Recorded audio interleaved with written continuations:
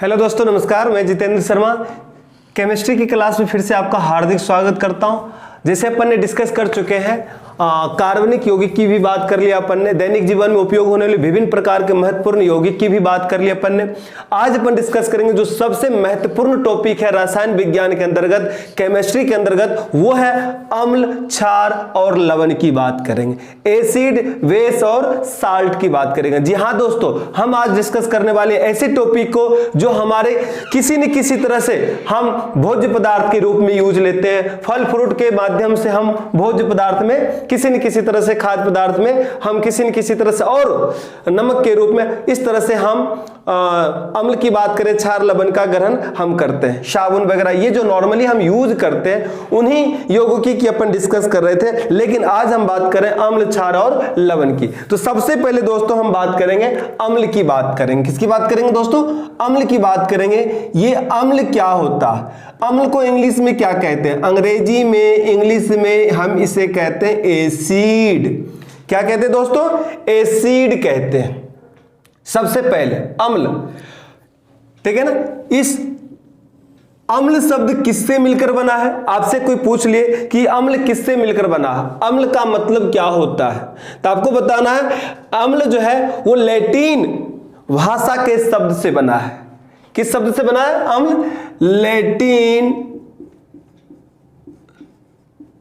भाषा के शब्द से बना है। क्या? लैटिन भाषा के शब्द क्या है दोस्तों? लैटिन भाषा के शब्द है एसिडस। एसिडस, एसिडस का मतलब क्या होता, अर्थ क्या होता? आपने पूछ लिया लैटिन भाषा क्या है, लैटिन भाषा एसिडस, और एसिडस का अर्थ क्या होता है। यदि आपसे पूछ ले तो एसिडस का मतलब क्या? जो पदार्थ खट्टा है, जो खट्टा से बना है, वो क्या कहलाता है? एसिडस। क्या कहलाता? एसिडस। लैटिन भाषा से बना है। एसिडस का मतलब होता है खट्टा।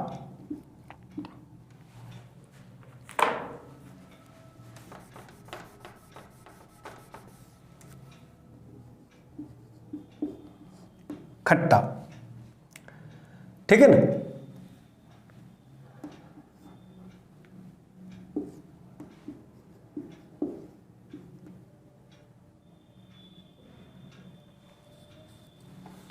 ठीक है।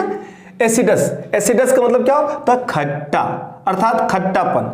वैसे पदार्थ जिसमें क्या हो, खट्टापन हमें महसूस हो, खट्टापन लगता हो। जो खाद्य पदार्थ में क्या हो, खट्टापन, वो क्या कहलाता है? एसिड कहलाता। दोस्तों क्या कहलाता है? एसिड। और ये किस शब्द से बना है? एसिडस शब्दों से बना है। दोस्तों किस शब्दों से बना है? एसिडस शब्दों से बना है। उसी तरह अपन यहां पे वेस की बात करते हैं। वेसेज, वेसेज का मतलब होता है क्षार, और यहां पे लवण का मतलब होता है साल्ट। इन सब की परिभाषा सर्वप्रथम देने वाले जो थे वैज्ञानिक, वो था आर्रेनियस। कौन था? आर्रेनियस। ठीक है। आपसे यदि पूछ लिया जाए तो आप आसानी से बता सकते हो अम्ल व क्षार की परिभाषा सर्वप्रथम 1887 ईस्वी में जिसने दिया था, उस वैज्ञानिक का नाम था आर्रेनियस। किसने? आर्रेनियस।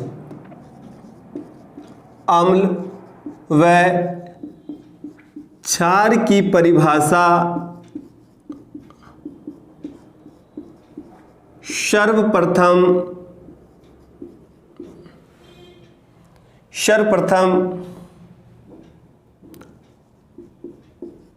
आर्रेनियस ने 1887 ईस्वी में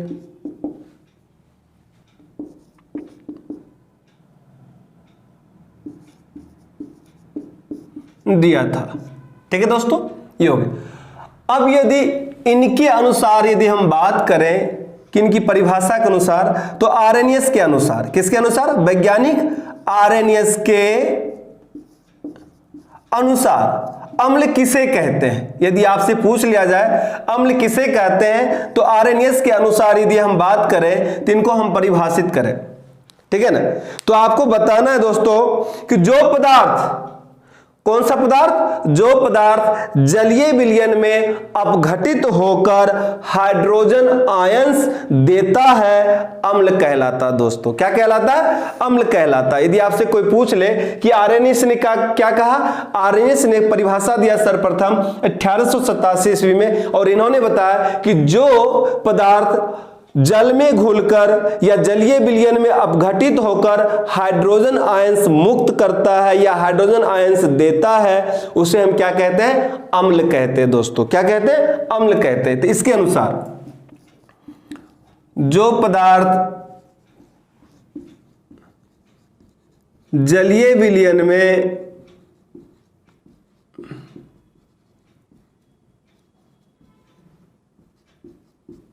अपघटित होकर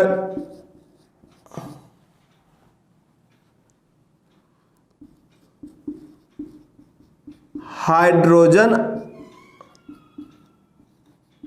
आयंस देते हैं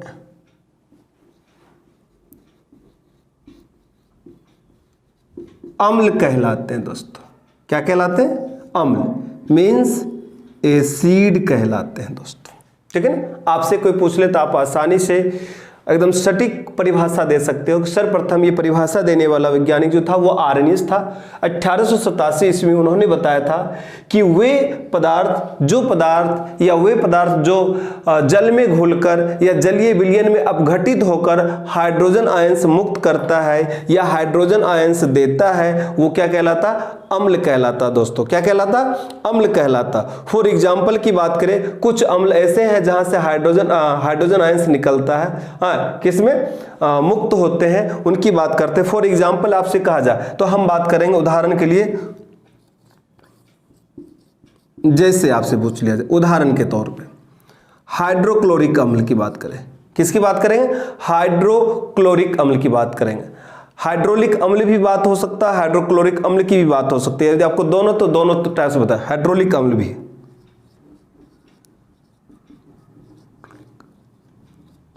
अम्ल, हाइड्रोक्लोरिक अम्ल की बात करते हैं। ये जैसे ही जल में जलीय विलयन में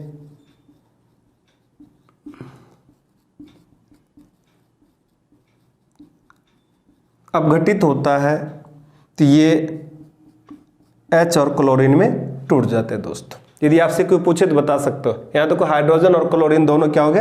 अपघटित हो गए। तो ये हाइड्रोजन आयंस हो गए दोस्तों। क्या हो गए? Hydrogen ions. ठीक है? यदि आपसे कोई पूछ ले तो आप इसको आसानी से उदाहरण भी दे सकते हो दोस्तों, और उदाहरण के तौर पे आप बता भी सकते हो कि किस तरह से हम बात कर सकते हैं परिभाषा की। ठीक है ना? हाँ, तो आप परिभाषा भी आसानी से दे सकते हो। ठीक है? HCl हाइड्रोलिक अम्ल भी कह सकते हो, और इसको क्या कह सकते हैं? हाइड्रोक्लोरिक अम्ल भी कह सकते हैं। ठीक है ना?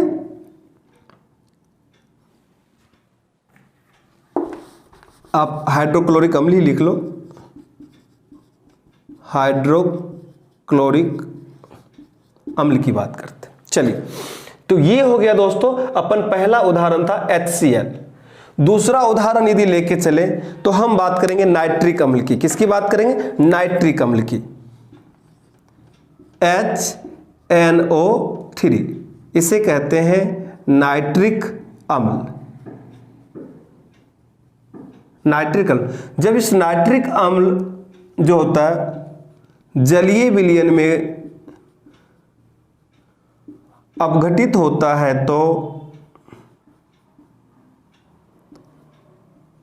अपघटित होकर ये क्या देते हैं?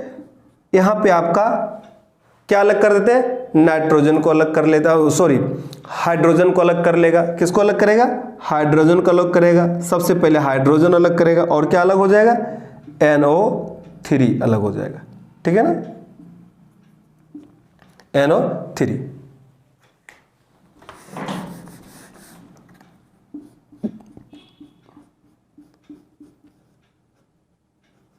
NO3। ये किसकी बात कर ली अपन ने? ये बात कर लिया अपन ने यहां पे नाइट्रिक अम्ल का।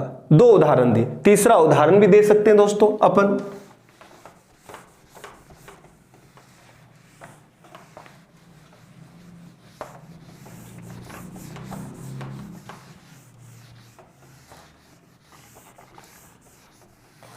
तीसरा उदाहरण भी दे सकते हैं।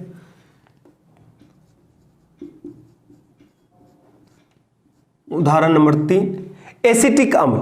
किसकी बात करेंगे हम? एसिटिक अम्ल की बात करेंगे। एसिटिक अम्ल में भी इसे कहते हैं, हम सभी की डिस्कस करेंगे। नाइट्रिक अम्ल किससे प्राप्त किया जाता है, हाइड्रोक्लोरिक अम्ल कहां से प्राप्त किया जाते हैं, इनके प्राकृतिक स्रोत क्या है, इनसे क्या उपचार होते हैं, इन सब की भी डिस्कस करेंगे। डायरेक्ट में आ गया अम्ल। अम्ल में देख लिया, यहाँ पे हाइड्रोक्लोरिक अम्ल की बात कर ली, हमने नाइट्रिक अम्ल की बात कर ली, और यहाँ पे हम एसिटिक अम्ल की बात कर रहे हैं। किसकी बात करें? ऐसे ये सारी की प्राकृतिक स्रोत की भी बात करेंगे, इनका उपयोग भी बात करेंगे, कहां इनका उपयोग भी किया जाता है दोस्तों। चलिए, तो जैसे ही ये जलीय विलयन में अपघटित होता है दोस्तों, तो जलीय विलयन में अपघटित होकर ये दो भागों में टूट जाते हैं। पहला भाग तो हो जाते हैं इनके हमने आपको पहले बता दिया हाइड्रोजन आयंस देता था, हाइड्रोजन आयंस दे दिया। क्या दे दिया? हाइड्रोजन आयंस दे दिया। अब उसके बाद जो बच गए वो अवशेष बच गया, ठीक है ना। तो क्या बच गया? HCO3, ठीक है ना, HCO3 माइनस में, तो ये क्या हो गया? Hydrogen ions. ये क्या हो गया? Hydrogen ions. इस तरह से हम देख रहे हैं दोस्तों, हमने जो कहा परिभाषा के अनुसार, हम उन्हीं के अनुसार इनको क्या करें? अलग अलग कर रहे हैं दोस्तों। और भी एक परिभाषा है जिसको कहते हैं कार्बोनिक अम्ल। क्या कहते हैं? कार्बोनिक अम्ल।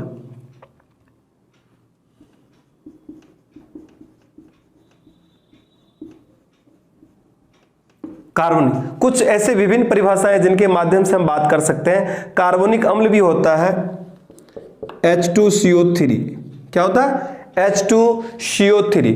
जैसे ही इसकी अपन क्या करते हैं? जलीय विलयन में अपघटित करते हैं, यहां आपका क्या हो जाएगा? H अलग हो जाएगा दोस्तों, हाइड्रोजन आयंस अलग हो जाते हैं। हाइड्रोजन आयंस अलग होने के बाद आपके बचते क्या है? इनमें जो बचते हैं उनको भी आप अलग कर दो। क्या बच जाते हैं? HCO3, ठीक है ना। तो इस तरह से अपन देख सकते हैं। सॉरी, यहां पे आपका क्या बचना चाहिए? H अलग कर लिया था, तो H अलग करने के बाद COO यहां पे बचना चाहिए थी दोस्तों, ठीक है ना। CH3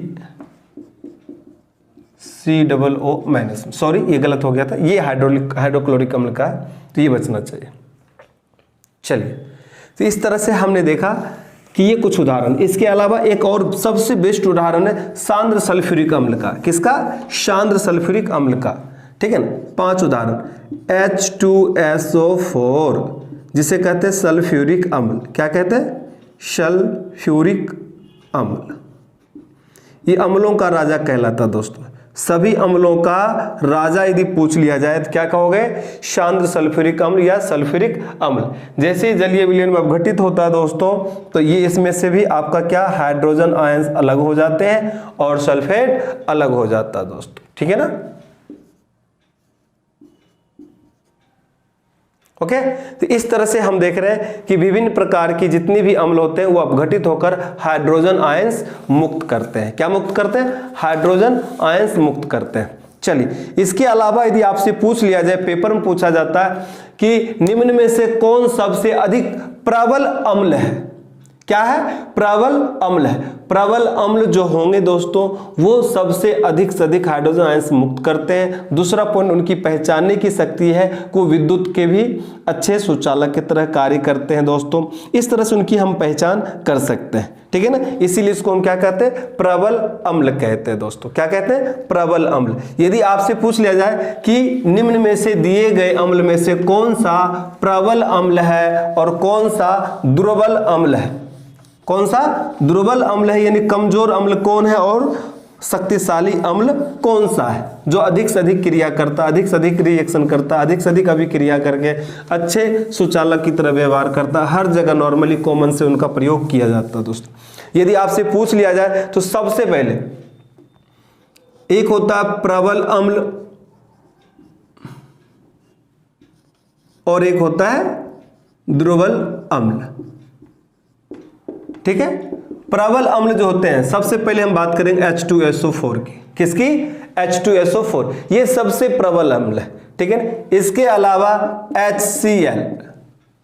HCl ये भी सबसे प्रबल अम्ल माने जाते हैं। नाइट्रिक अम्ल को भी ले लो, ये भी सबसे प्रबल अम्ल माने जाते हैं। और एसिटिक अम्ल जो होते हैं दोस्तों वो दुर्बल अम्ल माने जाते हैं। और कार्बोनिक अम्ल जो होते हैं वो भी क्या माने जाते हैं, दुर्बल अम्ल माने जाते हैं। ये सारे के सारे दुर्बल अम्ल हैं और ये सारे के सारे क्या है, प्रबल अम्ल है दोस्तों। तो यदि आपसे पूछ लिया जाए कि निम्न में से अधिक प्रबल अम्ल कौन सा है तो आप बता सकते हो, 2 इनमें से दे देगा, 1 इनमें से दे देगा, ठीक है, इस तरह से पूछ लेंगे दोस्तों। तो आपको बताना सबसे अधिक प्रबल अम्ल जो कैटेगरी में आते हैं, जो श्रेणी में आते हैं, वो H2SO4, HCl, HNO3। H2SO4 शांत सल्फ्यूरिक अम्ल, सल्फ्यूरिक अम्ल भी कहते हैं, HCl हाइड्रोक्लोरिक अम्ल कहते हैं, और HNO3 इसको अपन नाइट्रिक अम्ल कहते हैं। नीचे एसिटिक अम्ल और कार्बोनिक अम्ल, ये 2। अब यदि आपसे कोई पूछ लिया जाए कि इनके अलावा ब्रोस्टेड लोरी के अनुसार हम अम्ल को किस तरह से परिभाषित कर सकते हैं, किसके अनुसार, ब्रोस्टेड। ये सबसे अधिक क्वेश्चन जो पूछे जाते हैं दोस्तों वो एसएससी के पेपर में अधिक से अधिक क्वेश्चंस आते हैं। जितने भी आरएस आईएएस लेवल की पेपर होती है उनमें आपको ये छोटे से क्वेश्चंस ना पूछकर उनमें ये पूछा जाता है कि ब्रोस्टेड लोरी जो साइंटिस्ट था उनके अनुसार अम्ल को हम किस तरह से परिभाषित कर सकते हैं। यदि आपसे पूछ लिया जाए कि ब्रोस्टेड लोरी के अनुसार हम अम्ल को परिभाषित करना चाहता है तो आप किस तरह से परिभाषित करोगे, उनमें ये लिखोगे अम्ल क्या करता, प्रोटॉन देता है, तथा क्षार क्या करता है, प्रोटॉन को ग्राही होते हैं, प्रोटॉन ग्राही होते हैं, ठीक है ना। अम्ल प्रोटॉन देता तथा क्षार प्रोटॉन ग्राही होते हैं, किसने कहा, ब्रोस्टेड लोरी के अनुसार।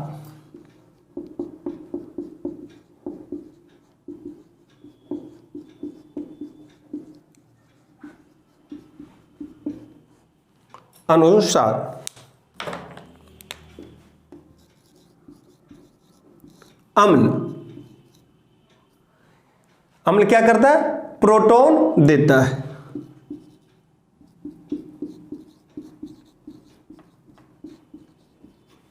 प्रोटॉन देता है, ठीक है ना। ये सबसे सही बात है आपके किसके अनुसार। और क्षार के लिए कहता है क्या,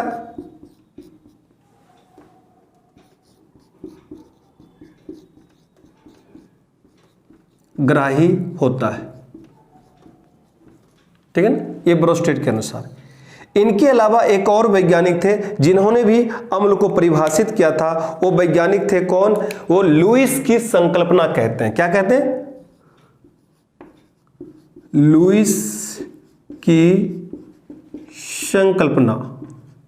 इन्होंने भी अपने अनुसार बताया कि अम्ल के बारे में, अम्ल क्या करता है। यदि पूछ लिया जाए इनके अनुसार तो बताओगे वे पदार्थ जो इलेक्ट्रॉन युग्म ग्रहण करते हैं। क्या करते हैं, अम्ल वे पदार्थ हैं जो इलेक्ट्रॉन युग्म को क्या करते हैं, ग्रहण करते हैं।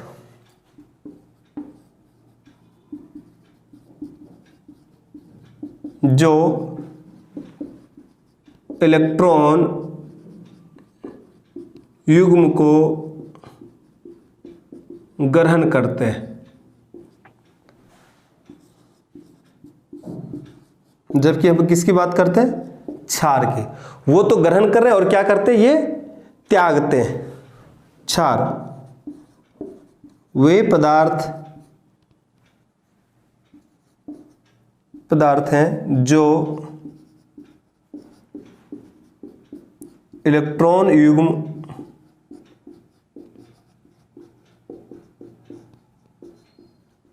त्यागते हैं, ठीक है दोस्तों। ये आ गए अपने परिभाषा। हमने आर्यनिस के अनुसार की बात कर ली, हमने ब्रोस्टेड लोरी के अनुसार भी बात कर ली, हमने लुईस की संकल्पना की भी बात कर ली। इन्होंने कुछ अपने अपने थॉट के अनुसार, विचार के अनुसार इन्होंने अपनी परिभाषा को व्यक्त किया। ये सारे ही परिभाषा कहीं न कहीं बात नहीं करूंगा, हर जगह परफेक्ट, बिल्कुल इनका भी कहना सही है, लेकिन यहाँ छोटे से शब्द को चेंज कर दिया। प्रोटॉन को त्याग रहा, प्रोटॉन को ग्रहण कर रहा, यहाँ इलेक्ट्रॉन को ग्रहण कर रहा है, इलेक्ट्रॉन को त्याग रहा है। कुछ इस तरह के जो शब्द हैं वो मिली जुले हैं, बिल्कुल सेम टू सेम। बस इतना ही समझना कि अम्ल वे पदार्थ हैं जो क्या है, खट्टा होता है। अम्ल का स्वाद कैसा होना चाहिए, खट्टा होना चाहिए। सबसे बड़ी विशेष गुण है कि अम्ल स्वाद में खट्टे होते हैं, अम्ल स्वाद में खट्टे होते हैं। और जो जलीय विलयन में घुलकर क्या करते हैं, हाइड्रोजन आयंस मुक्त करते हैं, देते हैं, वही क्या कहलाते हैं, अम्ल कहलाते हैं दोस्तों। क्या कहलाते हैं? अब इनमें इलेक्ट्रॉन की भी मात्रा, तभी तो ये कहते हैं अपन विद्युत के सुचालक है। प्रबल अम्ल विद्युत के सुचालक माने जाते हैं, इसीलिए कहते हैं। कुछ प्रबल क्षार भी विद्युत के सुचालक माने जाते हैं, इसीलिए। तो ये 3 ऐसे साइंटिस्ट थे जिनकी हमने कल्पना की बात की, सबने अपने अपने थॉट के अनुसार, विचार के अनुसार उन्होंने रखा अपनी परिभाषा, वो परिभाषा अपने लिख दिए। ब्रोस्टेल-लोरी के अनुसार कहता है कि अम्ल प्रोटॉन देता है, जबकि क्षार कहता है प्रोटॉन ग्राही होता है। लुईस की संकल्पना के अनुसार अपन बात करें तो अम्ल वे पदार्थ है जो इलेक्ट्रॉन युग्म को ग्रहण करते हैं, जबकि क्षार को वे पदार्थ जो इलेक्ट्रॉन युग्म को त्यागते हैं दोस्तों। इस तरह से हम देख रहे हैं कि अपनी अपनी इन्होंने क्या किया, थॉट को व्यक्त किया, विचार अपने अपने रखे, और दोनों का, इन तीनों ही वैज्ञानिक का विचार अपने जगह सही है। ठीक है दोस्तों, चलिए अब हम बात करते हैं अम्ल के अंदर में इनके विशेष गुण की बात करेंगे। किसकी बात करेंगे? विशेष गुण की बात करेंगे।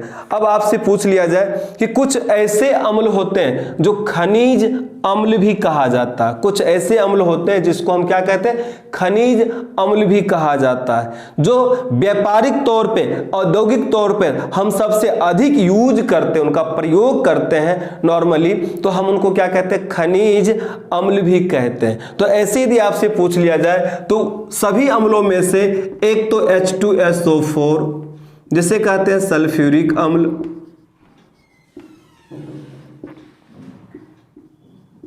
ठीक है ना, HCl,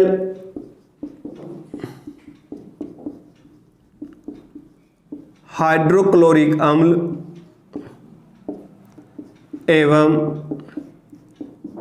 HNO3 नाइट्रिक अम्ल। ये कुछ अम्ल ऐसे हैं जिनको हम क्या कहते हैं, खनिज अम्ल भी कहते हैं दोस्तों। क्या कहते हैं? खनिज अम्ल भी कहते हैं।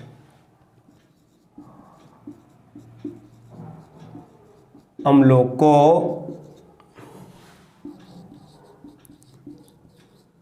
खनिज अम्ल भी कहा जाता है। आपसे पूछे तो आप बता सकते हो, आसानी से पेपर में ये क्वेश्चंस बन के आते हैं, हर बार आते हैं। सबसे मोस्ट इंपोर्टेंट मैं बता दूं आपको, इनको सबसे मोस्ट कहा जाता है कि निम्न में से किस अम्ल को हम खनिज अम्ल भी कहते हैं या खनिज अम्ल भी कहा जाता है। हाँ, तो व्यापारिक तौर पे सबसे अधिक उपयोगी वाले जो होते हैं अम्ल, उसे हम खनिज अम्ल कहते हैं। वो H2SO4 होता है, HCl होता है एवं HNO3 आदि, इन सब अम्लों को हम क्या कहते हैं, हम खनिज अम्ल भी कहते हैं दोस्तों। आपको मैं बता दूं कुछ अम्ल ऐसे भी होते हैं जो पेड़ पौधों से, जंतुओं से, जीव जंतुओं से में भी पाए जाते हैं। तो यदि जो अम्ल पेड़ पौधों, जंतुओं में प्राकृतिक रूप से पाए जाते हैं या पाए जाने वाले अम्ल जो होते हैं, उन्हें हम कार्बनिक अम्ल कहते हैं दोस्तों। क्या कहते हैं? कार्बनिक अम्ल कहते हैं। तो खनिज अम्ल हो गया और कार्बनिक अम्ल हो गया, दो प्रकार के अम्ल की बात कर ली। एक तो हमने खनिज अम्ल की बात कर ली और दूसरी हम बात करेंगे किसकी, प्राकृतिक अम्ल की बात करें, खनिज अम्ल। अब वो बात करेंगे कौन से अम्ल की बात करेंगे, जो पेड़ पौधों से, जबकि पेड़ पौधे से एवं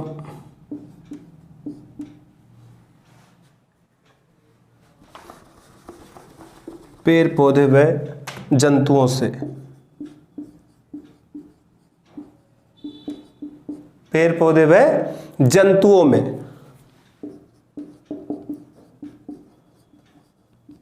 प्राकृतिक रूप से पाए जाने वाले अम्ल को कार्बनिक अम्ल कहते हैं। क्या कहते हैं दोस्तों? कार्बनिक अम्ल कहते हैं। यदि आपसे कोई पूछ ले तो बता सकते हो किस अम्ल को कार्बनिक अम्ल कहते हैं। जो पेड़ पौधे, जंतुओं में प्राकृतिक रूप से पाए जाने वाले होते हैं, वो अम्ल को हम क्या कहते हैं, कार्बनिक अम्ल कहते हैं।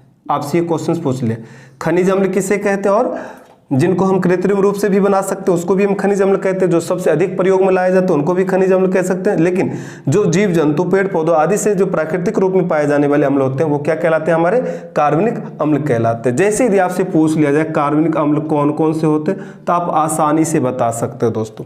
किनका किनका नाम ले सकते हो? आप ले सकते हो यहाँ पे एसिटिक अम्ल का नाम ले सकते हो दोस्तों, एसिटिक अम्ल की, ठीक है ना, प्राकृतिक स्रोत से प्राप्त होता। टारटेरिक अम्ल की भी बात कर सकते हैं, टारटेरिक अम्ल की भी बात कर सकते हैं, ठीक है ना। सिट्रिक अम्ल की भी बात कर सकते हो, ठीक है। ये सारे के सारे अम्ल ऐसे हैं जो क्या कहलाते हैं? प्राकृतिक अम्ल कहलाते हैं, कार्बनिक अम्ल कहते हैं, ठीक है ना। लैक्टिक अम्ल की भी बात कर ले तो लैक्टिक अम्ल भी क्या कहलाते हैं? कार्बनिक अम्ल कहलाते हैं। यदि आपसे पूछा जाता कि निम्न में से कौन से कार्बनिक अम्ल है और कौन सा खनिज अम्ल है, तो खनिज अम्ल जो है वो ऊपर है, देखिए आपने H2SO4, HCl, HNO3, ये सबको हम खनिज अम्ल कहते हैं। जबकि पेड़ पौधे व जंतुओं में प्राकृतिक रूप से पाए जाने वाले अम्ल को हम क्या कहते हैं? कार्बनिक अम्ल कहते हैं दोस्तों। जैसे अपन ने बात कर दिया, एसिटिक अम्ल की बात कर ली, सिट्रिक अम्ल की बात कर ली, टार्टेरिक अम्ल की बात कर ली, हाँ, और लैक्टिक अम्ल की बात कर ली। ये सारे के सारे क्या है दोस्तों?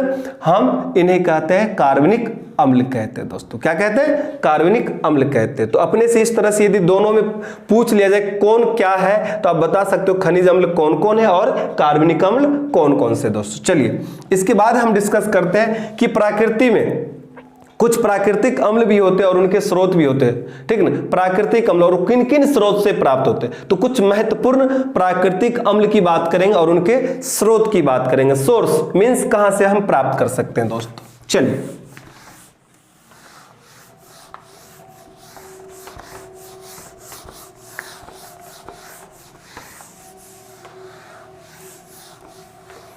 यदि आपसे पूछे तो आप बता सकते हो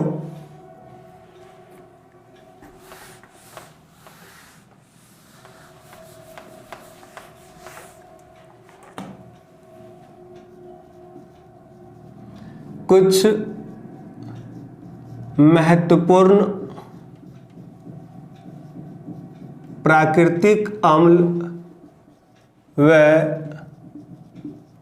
उनके स्रोत, सोर्स की बात कर लिए, ठीक है ना। कहां कहां से हम प्राप्त कर सकते हैं दोस्तों, और प्राकृतिक स्रोत क्या क्या है, प्राकृतिक अम्ल कौन कौन से हैं, ठीक है ना, और उनके सोर्स की बात। तो इधर हम बात कर लेते हैं, प्राकृतिक अम्ल की बात कर लेंगे और सोर्स की बात कर ले। सबसे पहले इधर सोर्स की बात करते हैं, जिससे प्राप्त किया जा सकता है, सोर्स कहलाते हैं दोस्तों। नंबर 1 हम बात करेंगे, जैसे जठर रस, आपसे पूछ लीजिए जठर रस, ये स्रोत, इनमें किस प्रकार के अम्ल पाए जाते हैं, ठीक है ना। यदि आपसे पूछ लिया जाए कि इनमें किस प्रकार के अम्ल पाए जाते हैं तो आप आसानी से बता सकते हो हाइड्रोक्लोरिक अम्ल पाए जाते हैं दोस्तों। क्या पाए जाते हैं? हाइड्रोक्लोरिक अम्ल, ठीक है ना। अब यदि हमने यहां से बात किया जाए, दूसरे पॉइंट की बात करते हैं, ठीक है। यदि इमली की बात करें, अंगूर की बात करें, सेब की बात करें, ठीक है ना, सेब में ये सोर्स है, स्रोत जिससे प्राप्त होते हैं। अब इसमें कौन से अम्ल पाए जाते हैं? तो इनमें यदि अम्ल की बात किया जाए तो आप बता सकते हो मैलिक अम्ल,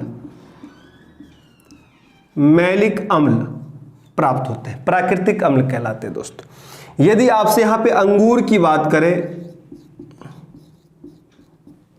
किसकी बात करें? अंगूर की बात करें, इमली की बात करें,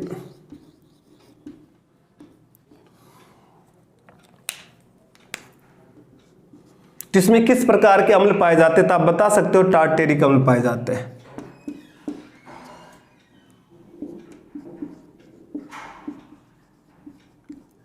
अम्ल पाए जाते हैं, प्राकृतिक अम्ल है, कुछ महत्वपूर्ण प्राकृतिक अम्ल, उनके हम सोर्स की बात करें, सोर्स इधर लिख रहा हूं अपन दोस्तों।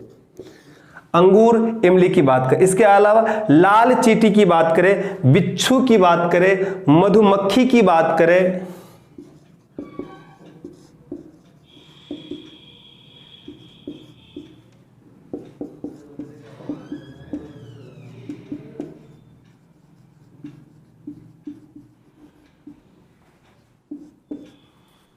तो आपको इसमें बताना जो पाए जाते हैं फॉर्मिक अम्ल पाए जाते हैं दोस्तों। कौन सा अम्ल?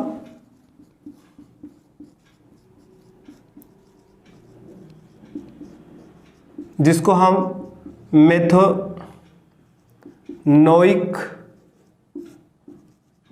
अम्ल भी कहते हैं दोस्तों। यदि आपसे पूछ ले फॉर्मिक अम्ल ना पूछा जाए तो मेथेनोइक अम्ल भी पूछ सकता है। मेथेनोइक या मेथोनोइक भी पूछ सकते हैं दोस्तों, ठीक है ना, मेथेनोइक।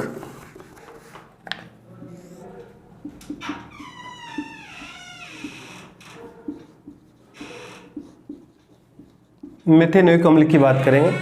इस प्रकार के देखते हैं तो ये सारे अम्ल की बात हो जाती।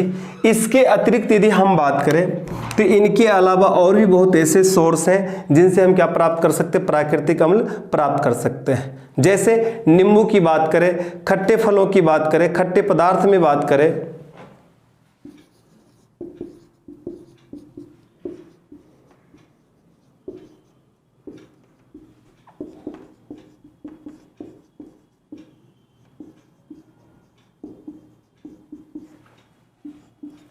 ठीक है ना।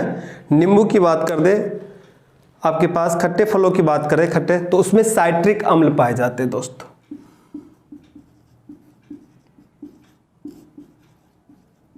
कौन से अम्ल पाए जाते हैं? साइट्रिक अम्ल पाए जाते हैं। टमाटर की बात करें, सारेल का वृक्ष की बात करें, यहां पे ये कुछ ऐसे महत्वपूर्ण है जिनके बारे में कहीं ना कहीं किसी न किसी तरह से प्रतियोगी परीक्षाओं में एक ना एक पूछ ली जाते हैं अम्ल के। इनका प्राकृतिक अम्ल जो होते हैं उनके स्रोत कौन से हैं, किस स्रोत से प्राकृतिक अम्ल प्राप्त होते हैं।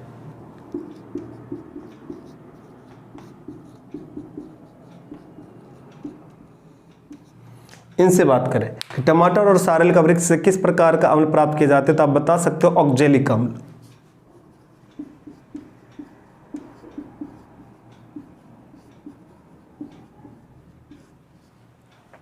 किसकी बात कर दे? ऑक्जेलिक अम्ल की बात कर दे। इनके अलावा और भी आते हैं, जैसे सूखा घास, पत्ता व मूत्र की बात करें अपना,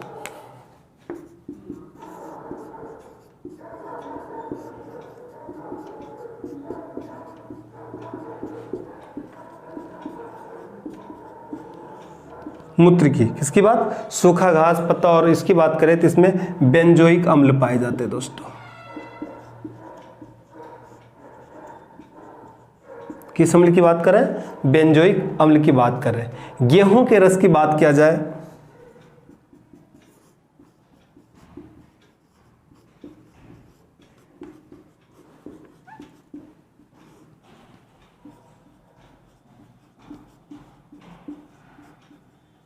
ग्लूमेटिक अम्ल पाए जाते हैं दोस्तों। कौन से अम्ल? ग्लूमेटिक की। दही, खट्टे दूध की बात करें, इन सब में लैक्टिक अम्ल पाए जाते हैं।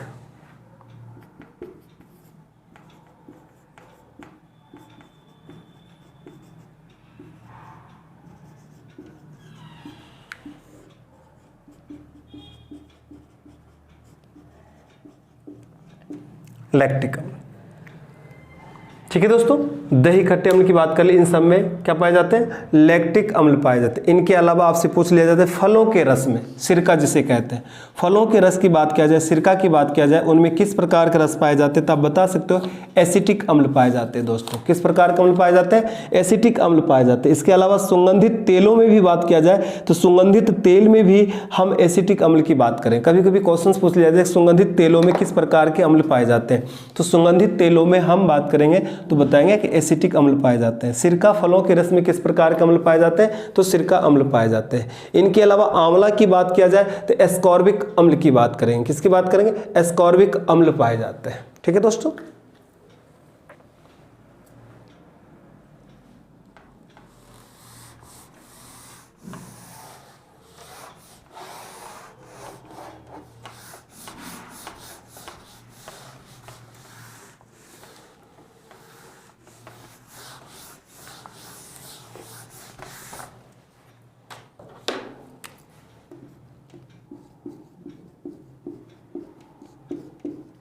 फलों की रस की बात कर रहे अपन,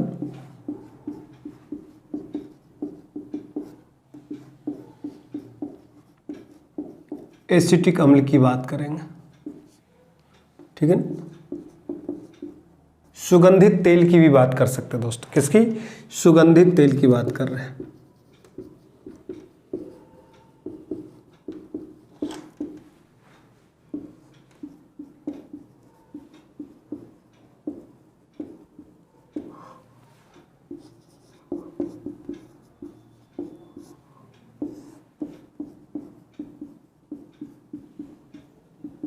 एस्कॉर्बिक अम्ल की बात करेंगे। किसमें?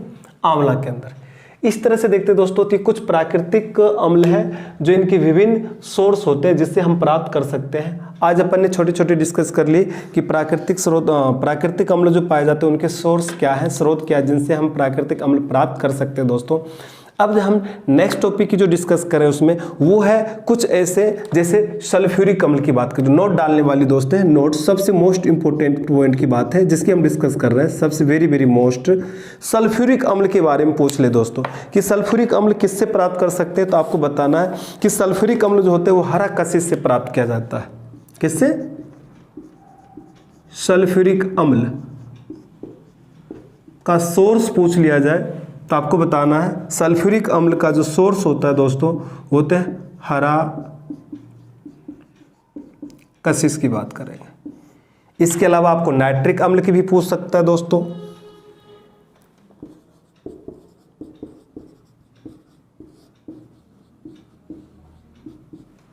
ये फिटकरी व सोरा से प्राप्त किया जाता है। ठीक है दोस्तों, प्राप्त किया जाता है। इस तरह से हम देख रहे हैं कुछ इस अम्ल का भी अपने बात कर ले। यदि पूछ लिया जाए कि सल्फ्यूरिक अम्ल किस का जो सोर्स है वो क्या है, हरा कशिश है। और यदि आपसे पूछ लिया जाए कि नाइट्रिक अम्ल का सोर्स क्या, तो आप बता सकते हो फिटकरी और ये। इनके अलावा आपसे इनकी विभिन्न गुण भी पूछे जाते हैं दोस्तों कि गुण क्या होता है इनका। हाँ, किसके? अम्ल के गुण क्या होते हैं। ये तो हम प्राकृतिक सोर्स की बात कर लिए, कुछ महत्वपूर्ण प्राकृतिक अम्ल और उनके सोर्स की बात कर लिए। इनके अलावा इनके ये भी पूछा जाता है कहाँ प्रयोग किए जाते हैं, इनका गुण क्या होता है दोस्तों, तो हम उनकी भी बात कर लेते हैं। ठीक है ना। जैसे हम बात करेंगे सबसे नंबर 1 पे हाइड्रोक्लोरिक अम्ल की बात करेंगे, इनका उपयोग की बात करेंगे। किनके? अम्लों के उपयोग। तो विभिन्न प्रकार के अम्ल होते हैं जिनके अम्लों के उपयोग, उनमें सबसे पहले हम बात करेंगे अम्लों के उपयोग में नंबर 1 हाइड्रोक्लोरिक अम्ल की। किसकी? हाइड्रोक्लोरिक अम्ल, HCl। सबसे नंबर 1 हाइड्रोक्लोरिक अम्ल को हम किसी और नाम से भी जानते हैं। इसे हम क्यूरेटिक अम्ल के भी नाम से जानते हैं। किस नाम से जानते हैं? क्यूरेटिक अम्ल के नाम से भी जानते हैं। सबसे पहले इसे क्यूरेटिक अम्ल के नाम से भी जाना जाता है। नंबर 1 पॉइंट, कहां से जाना जाता है? क्यूरेटिक अम्ल के नाम से भी जाने जाते हैं। इनका उपयोग सबसे अधिक अनेक उद्योगों, इनके उद्योगों में किया जाता है। यदि पूछा जाए हाइड्रोलिक अम्ल जो होते हैं अनेक उद्योगों में बॉयलर को अंदर से साफ करने के लिए हम करते हैं। ठीक है ना। सिंक व सैनिटरी को साफ करने में करते हैं, अम्लराज बनाने में करते हैं, रंग और औषधि के निर्माण में भी करते हैं दोस्तों। कहां कहां करते हैं?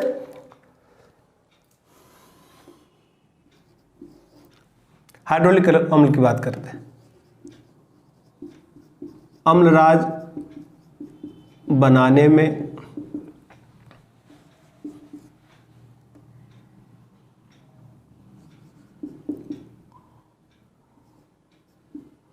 औषधि की भी बात कर लेते हैं, औषधि में भी प्रयोग करते हैं,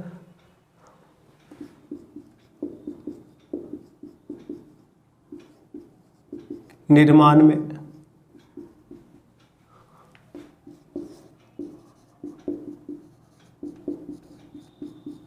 औद्योगिक क्षेत्र में, बॉयलर को साफ करने में भी,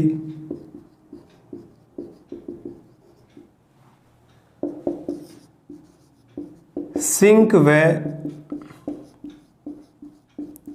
सैनिटरी को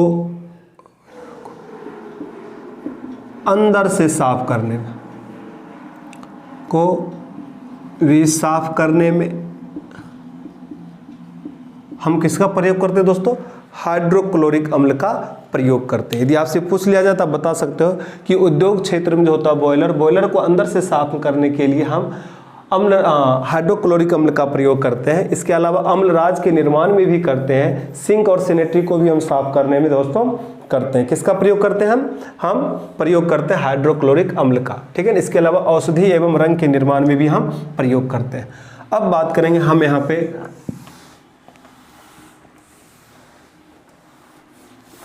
नंबर 1 की बात होगी। नंबर 2 की बात करें नाइट्रिक अम्ल की।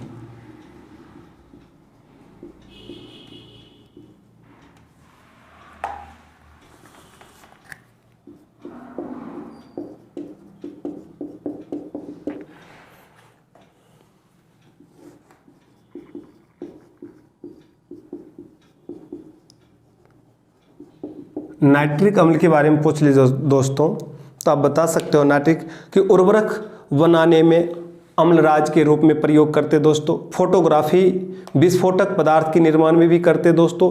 सोना चांदी के गहनों को साफ करने में भी हम प्रयोग करते हैं, ठीक है ना। किसका प्रयोग करते हैं? नाइट्रिक अम्ल का। सोना चांदी को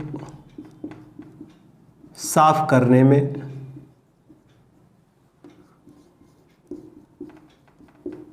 विस्फोटक पदार्थ बनाने में हम प्रयोग करते हैं नाइट्रिक अम्ल का। किसका? नाइट्रिक अम्ल का। फोटोग्राफी में नाइट्रिक अम्ल का प्रयोग किया जाता है दोस्तों।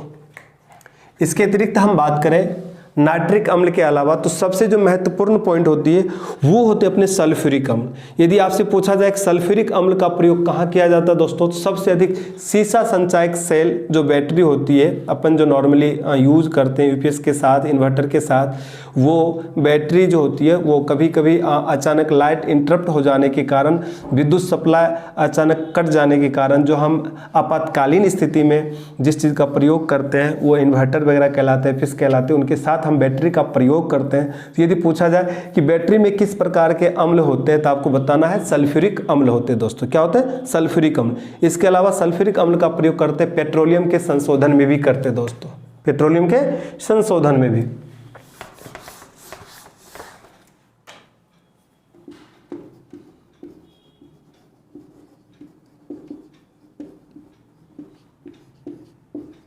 का उपयोग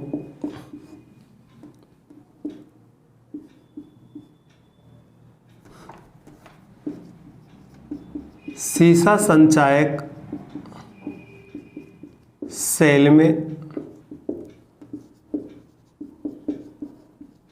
पेट्रोलियम के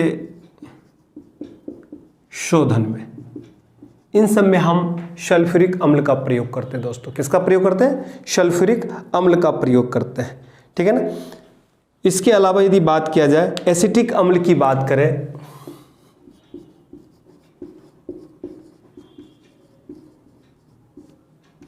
एसिटिक अम्ल की बात करें, सिरका के निर्माण में, किसके निर्माण में? सिरका के निर्माण में, ठीक है ना। खाद्य पदार्थ जैसे अचार आदि को संरक्षित करने में भी,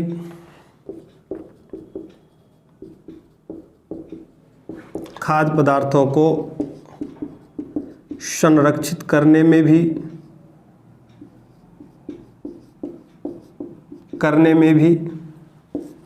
जैसे